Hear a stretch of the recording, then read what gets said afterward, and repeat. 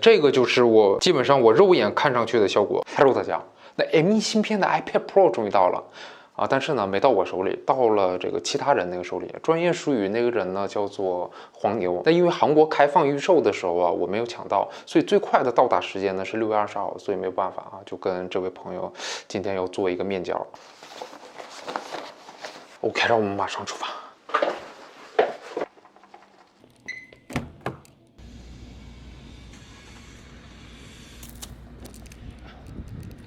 OK， 我们现在马上回去把箱给它开一下。那么现在终于到家了，前后花了2个半小时，然后我现在呢饭都没吃，现在的时间是下午2点39分。那我买的这个版本呢是12.9寸第5代 WiFi 版本 M1 芯片的，然后是128个 GB 的，颜色呢是深红灰色。我本来是想买银色搭配我那个白色的 Magic Keyboard， 但是呢我估计银色实在是太抢手，韩国的这个黄牛，我们亲爱的黄牛，他们也没有抢到，所以呢没有办法，这一年还是需要使用我快用吐的这个深红灰色啊。要不说我们现在马上来开箱，我们把这个揪这么一撕，哎，咔嚓一下子，然后我们稍微依靠它自身的重力 ，Oh yes。目前看这个外观呢，跟我使用的第4代一毛一样，哎呀。这有一股中草药的味道，类似于中药味道的一种强烈的化学味道。这个外观呢 ，Italia, Wikipedia, beautiful。送的这个苹果贴纸是白色，我怎么记得去年送的是深红灰色呀？然后两头都是 USB-C 接口的数据线，这个是可以在韩国直接插着用的这个 USB-C 的充电器。那其他的不知道，我们首先来看一下新款的 iPad Pro 能不能吸附在我们老款的这个 Magic Keyboard 上面。我们来放一下看看，哎呦，这种状态是比较，哎呦我操，吓我一跳，我操！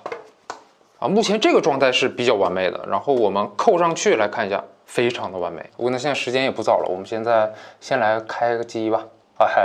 那我现在简单的设置之后，在简单的体验之后，再跟大家分享一下具体的使用感受。OK， 那这个 M1 芯片的 iPad Pro 我已经体验了3到4个小时了，它的优点和缺点我现在已经基本上摸清了目前感觉呢整体体验不是特别的乐观所以呢下面跟大家简单的分享一下。那我们首先来看一下外观上的变化上面的是 M1 芯片的，下面的是老款的第4代的 iPad Pro。首先这个扬声器的小洞洞 M1 芯片的 iPad Pro 明显的变得更大了但是呢数量变少了这是下边我们上边的这个小洞洞同样也是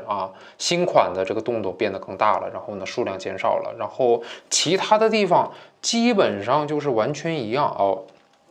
我们来看一下它的背面大家看它是这种胶囊的状态，这边也是同样是胶囊的形状，1、2、3、4，然后这边老款的是这种黑色的深渊的形状是这种圆形然后新款的前置摄像头它的镜头变得更大了，上下我们可以做一个简单的对比。其他的地方那就是最明显的，我们的这个新款的 iPad Pro它的厚度和重量都全部增加了，虽然厚度新的比旧的只增加了0.5个毫米，然后重了只有27克左右，但是当我们把它拿在手上的时候就是这种体感上的感觉就是身体感受到的变化还是非常的明显的。摸完它再摸它，明显会感觉到老款第4代更加的带劲。这个第5代可能是因为使用了这个 Mini LED 的屏幕所以就不得已导致了厚度和重量增加，但这个差距实在是太明显了，让我一下就感受到了而且呢有一种倒退的感觉这种感受真的不是特别的好。OK， 那么第二个我们就再来看一下它的屏幕。关于这块屏幕就是在这种显示情况下就是显示界面的时候，基本上是感受不到任何的差别，唯一的差别呢就是显示的颜色稍微不一样。最新款的 M1 的第5代它是有一点更加暖和的感觉。好，那这两个呢都是开启了原彩显示，然后呢我们把这边原彩显示给它关闭，两个现在这个有点发红总之差距基本上没有，就是有一点颜色上的差别。但在显示界面的情况下，这两个显示屏显示效果基本上是一样的。而当我们看这种小电影的时候我们就可以看到一个非常大的差别。而在这个基础上，如果现在天黑了我们把灯一关这个差距啊就更加明显。本来呢是想先给大家演示一下它显示的效果啊，但是没想到现在这边光晕的部分呢现在这个相机里面显示呢可能会非常的明显，但是我实际看起来呢也非常的明显啊。总之这个光晕的问题呢我们稍后再讲，我们先来看一下它显示的效果。它播这个小电影啊播出来动起来之后就完全看不出来这种光晕的效果了。我们先来播放一下，大家可以看到黑色的地方完全的黑。另外困扰我们 iPad 用户多年的这个上下黑边的问题在这一代也得到了非常好的解决。另外这个第5代它整个对比度更高，颜色更加的鲜艳，黑的地方更黑，白的地方更白。然后这边呢是整体有一种发白的感觉。所以我现在肉眼看起来，我不知道大家在视频里看的怎么样我肉眼看起来，在这块屏幕显示的画面非常的有质感，非常的有立体的感觉。但是我们要说第4代的屏幕其实也非常的优秀，只是在这种暗光条件下，我们的黑色不是特别的黑这边就是完全的黑色。所以呢这样一比的话呢差距可能会非常明显。但是如果我们在亮光的条件下，环境比较亮的情况下，我们看这个视频的话，差距呢就没有刚才那么明显。我们可以看到虽然它的质感会更加好一点，然后对比度也会更好一点但是呢整体的效果在这种亮光条件下基本上是差不多的我们一定要非常仔细去看才能可以看出它好像更好一点，会有这样的感觉。总之在这种亮光条件下没有在暗光条件下差距来的这么明显。那下面呢我们再来说一下这次被爆出非常多问题的这个 Mini LED 它的主要的一些问题首先第一个，最外层的玻璃和最底下的液晶屏它中间的缝隙据说是非常大。那我实际体验下来大家可以看一下按下去呢大概是这种效果。第4代它马上就会有反应嘛，我们按下去的时候液晶会被这种一闪一闪的，大家看到了吗？我们第5代我们按下屏幕中间的部分，大家看一下它会在手指的两侧，这儿一个，这儿一个它会在那个地方有这个液晶的这种哔哩哔哩闪的这种状况我们再看第4代非常明显。所以我个人感觉第5代它屏幕它中间的这个缝隙这缝隙要更大一点。但是这个问题影响不是特别大，也就是我们平常按下去的时候就可以感觉到整个屏幕下沉的这个幅度要比第4代更大一点。那其余的部分，当我们使用这个 Apple Pencil 的时候，整体书写的感觉基本上是完全一致的没有任何的差别这个声音上其实也有一定细微的差别大家可以听一下基本上是差不多的，就是第5代它下沉的幅度稍微比第4代要大这么一点。那下面我们可以看到第5代屏幕它的边缘呢这一圈是黑色的，第4代呢是完全没有这个问题，而第5代呢有一圈明显的这种黑色的边缘反正现在已经适应了这个问题不是特别的大。最大的问题呢就是光晕的问题我们先把它调到黑色，我们来看一下我个人感觉这个问题呢它的影响会比较大。首先我们可以看到第4代，因为它整个背景黑色它是完全发光的，所以它整个画面呢都是比较亮的，但是呢它也有比较严重的这种偏色而我们第5代光晕的效果呢大概是这样的一个效果。那在这个相机里面呢可能它的显示的效果有一点夸张我现在使用 iPhone 最大程度的把这个亮度调整一下，然后呢给大家演示一下它的程度是怎么样的一个程度。 OK， 那大概是这样的一个显示效果那我们把亮度调的稍微亮一点这会非常明显。 OK， 这个就是基本上我肉眼看上去的效果所以这个确实比较明显。而当我们把这个亮度调最暗的时候不是特别明显但是还是可以稍微看到一点。但是呢如果调到最暗的话，我们这个文字反而看不清，所以这时候呢我们要把这个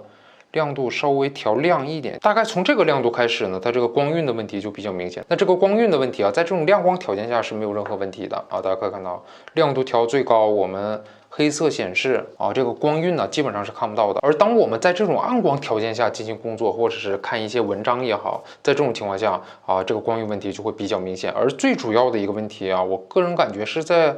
有些朋友可能会喜欢看电子书，所以在这种黑色背景下显示大量白色文字的时候呢这个问题就比较大。大家可以看到完全发挥不出 Mini LED 它的优势，因为光晕的问题，整个屏幕基本上是白花花的一片。那尤其是像我这种有散光的朋友这一点一定要小心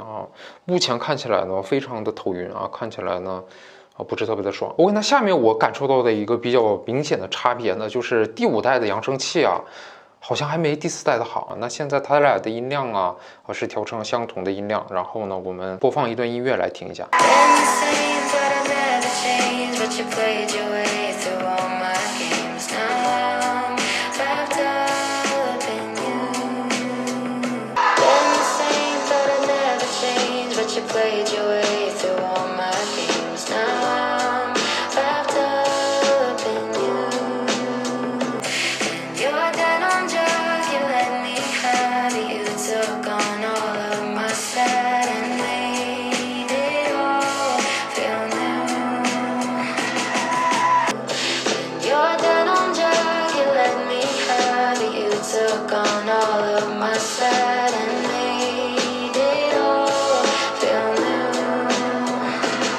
这两个扬声器啊，虽然整体上就是差别不是特别大，但是我个人呢感觉第4代它的人声部分表现的这个细节啊更加好一点。这一部分大家听一下啊。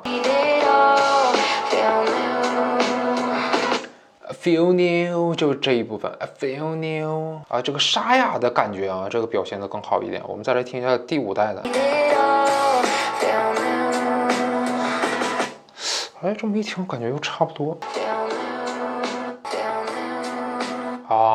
Feel new 部分明显感觉这第4代它的人声部分描写的细节更加的丰富。Feel new 就是这个沙哑的感觉啊，表现的更好一点。我个人感觉是这样啊。然后第4代扬声器感觉更加的通透一点，而第5代的呢稍微感觉闷一点啊，但是呢可能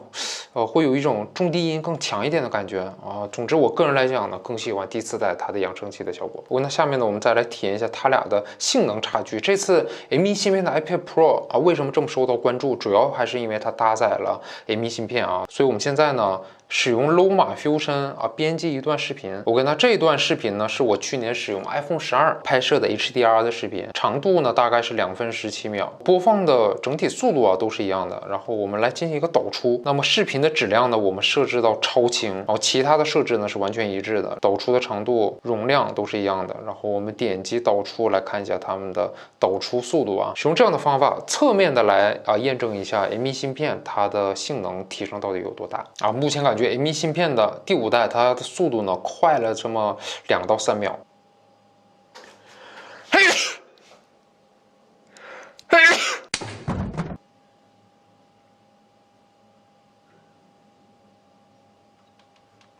OK， 那这个导出完成了啊。那它俩整体导出的时间呢，就差了几秒钟的时间。那因为这些软件呢还没有对 M1 芯片进行适配啊，所以它们的之间这个差距不是特别大。那下面呢，我们再打开这个 Divinity 2来看一下它俩之间的效果啊。这个 Divinity 2也是苹果在发布会上演示过的一款游戏啊。我们来打开一下 ，OK， 那这个加载速度 M1 芯片明显的。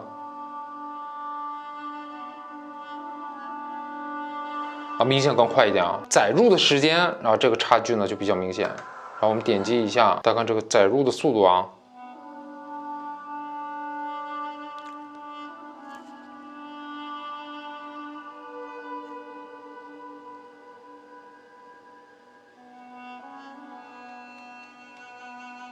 快了非常多。